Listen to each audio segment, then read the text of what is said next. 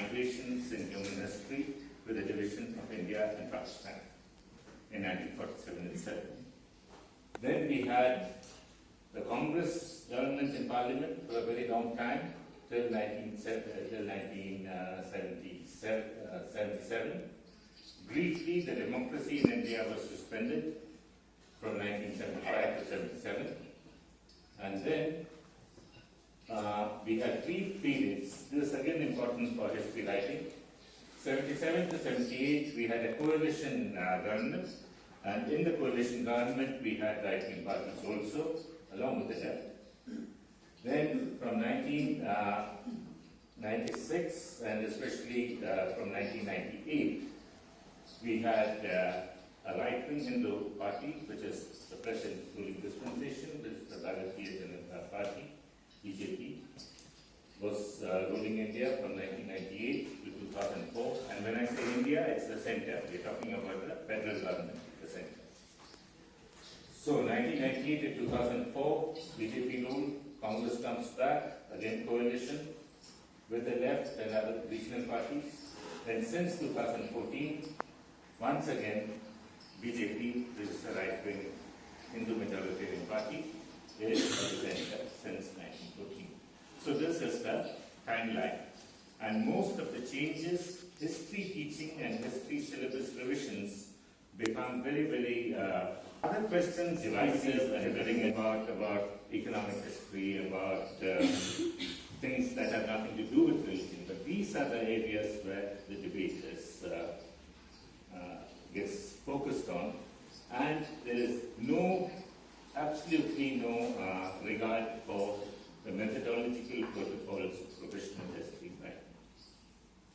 Now, textbooks start much later in India, from the 19th century. Proper printed textbooks start with the missionaries, and only 5 subjects were taught initially: grammar, history, geography, arithmetic, and religious instruction. So I won't go into the details, we don't have time. Now coming to the early part of British rule in India. British rule in India finally came out with, the British said, as in the case of Africa, I suppose, that the Indians don't have a history.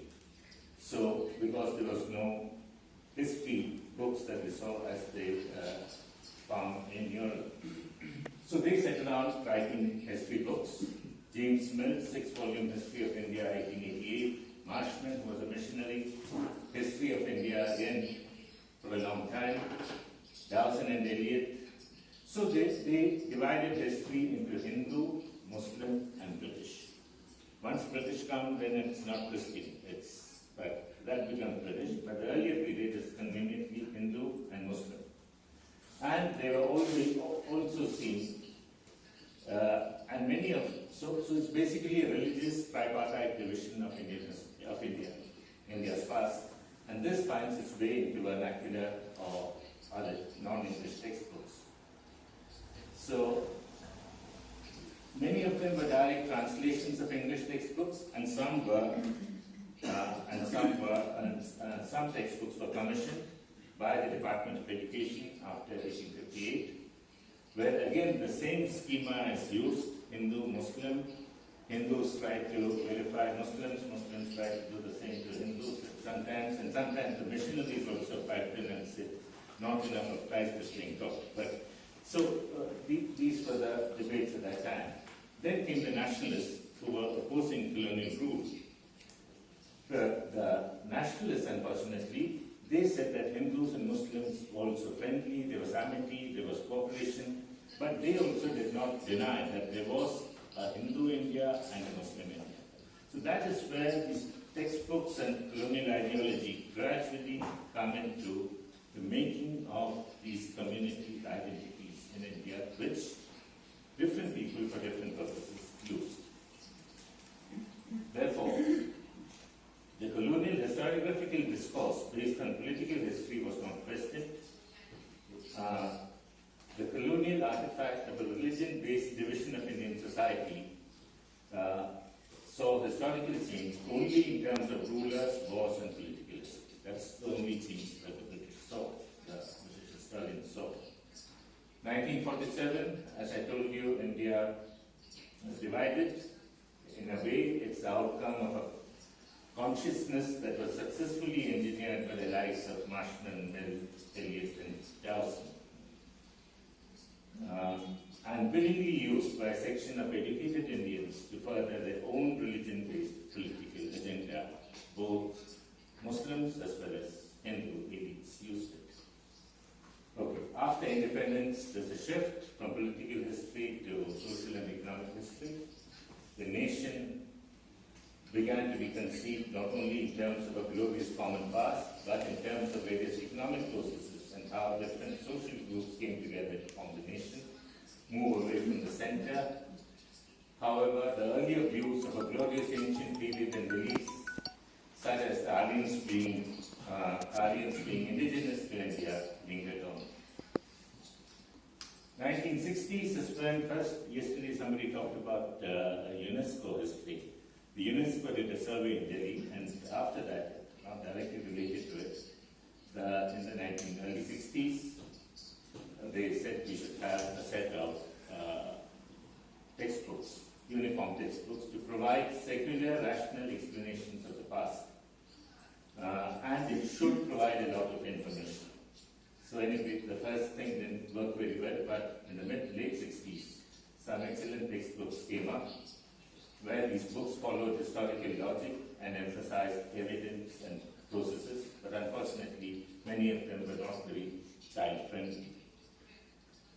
Now, early objections after the emergency, again the right wing said that the internal differences are being overplayed. There was this problem of cow and meat and beef eating, that comes up, it keeps coming up time and again. And India, I think, is the only place where historians face death threats. Many of them were my teachers, and they were actually sent death threats. Books were burned. So India, at one level, is a democracy, but when it comes to history, then we get pretty excited. So, or some people get very excited. So then they said you have to change history. In 1977, but the historians refused and the government gave in. Then, once again, when the BJP came back for a long time, the books were changed. But because it's so expensive to change the books, I don't think there were many of the offending portions were only blacked out, because we're talking about some 40,000 print runs. Then after in 2004, when the BJP government was replaced, then there was once again a move to rewrite history from a kind of a liberal center-left perspective, where they tried to make the books very modern. And what was talked about yesterday, pictures, getting students to interpret sources, different points of view, what are the different kinds of sources, and so on. All this was tried out from around 2005, 6, 7. And then in 2014, once again, the BJP comes back. And now we have a large number of changes, and we have entire passages that are dropped, that are added, and wherever you find Muslims and Muslim contributions, it comes down. Then, and all this, it was argued, was because it is part of a rationalization process to reduce the workload of students. Yes, I have 4 more minutes. I have a timer. So, now we come to the way forward. And there's 2 slides left. Now, what is the way forward? So one, I think we have to get students to look at sources right from a young age. The nature of sources can change, can be very simple. Concepts such as the nation, religion, community, tradition should be seen as products of historical change which keep changing. These are not God-given, these are not permanent. Tradition is made, nations are made over time. Religions everything has to be historicized. And more importantly, we must realize that we invest a lot in history. We talk a lot about textbooks, are very important, definitely. But who remembers a textbook? Nobody remembers the author of a textbook. You remember a good teacher in school. But you can ask, if you ask a teacher who was your student, who was your favorite teacher, he might say a name. But if you ask a student which was your favorite history textbook, sometimes they might say that class textbook wasn't too bad. But I don't think people. But however, that doesn't mean that the textbook is important. It does. It's extremely central. And now I think it's high time that we stop giving so much of information with ICT and use the classroom time to talk to students, teach them how to use this information, how to learn, rather than just dictating information to them as was done in the past. And the final point is, the only way out, it will be political, history writing was political, will be political, only way to preserve history is to have a law passed in different countries saying that these are the protocols of history and the state will not interfere. Now, if states do that, at times they do it. Whenever there's not change for a very long time, great change, I think people are willing to make these, the politicians will be ready to do it. It's only when there's a huge change that they would like to write a new history. So thank you very much.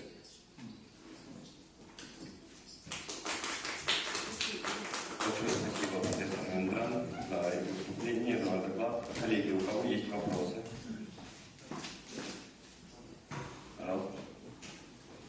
Спасибо. I have a question about the role of subaltern studies in formation of curriculum in present-day India. Subaltern studies and the role of Indian Marxist tradition. Yes, the two are different. Subaltern studies and Indian Marxist tradition are quite different. Because subaltern, we will discuss it later, subaltern was used from Gramsci, but the way it was used, it had nothing to do with class. But anyway, but yes, many Marxists were influenced by the subaltern group, and in these 2006 revisions, a lot of emphasis, that's good, thank you for asking that question. A lot of such material finds its way into history textbooks from the lower social groups, from the regions, from the localities. And the last point which I forgot to mention is about the nation.